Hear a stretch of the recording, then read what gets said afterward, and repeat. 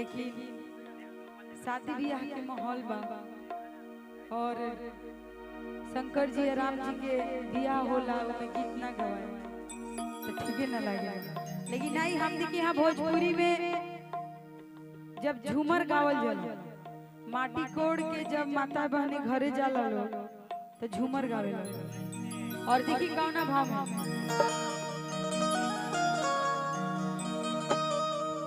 कि हमरा कमरा में साड़िया पहनावे राजा जी कि हमरा कमरा में साड़िया पहनावे राजा जी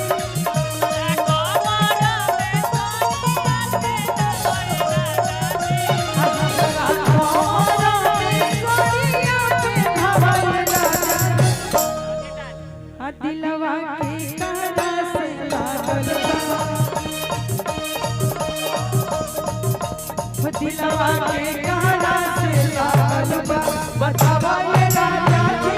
दिलवा के कारा से लागल बा बतावा ये राजा जी दिलवा के कारा से लागल बा। ई गीत हम नॉर्मल जब कुछ ना रही तो इंस्टाग्राम पे घरे एगो ढोलक बहुत पुरान रखल रहे और नॉर्मल बस ऐसे ही गा के रील्स पर डाल रहे 22 मिलियन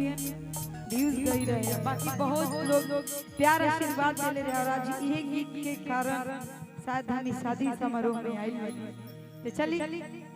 कि हमरा कमरा में साड़िया पहनावे राजा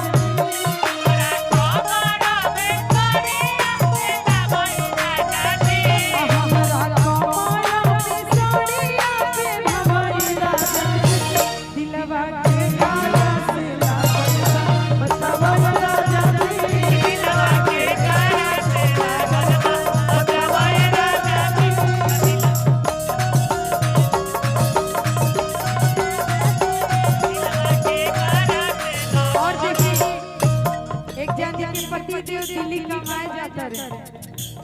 देखिए कहत तरीका कोनो मेहरारू के मन ना कि हमार पति जो हमारा से दूर जा सही बात कहत तरी काहे के जइबो सयती हो जिला भवानी में काहे के जइबो सयती हो काहे के जइबो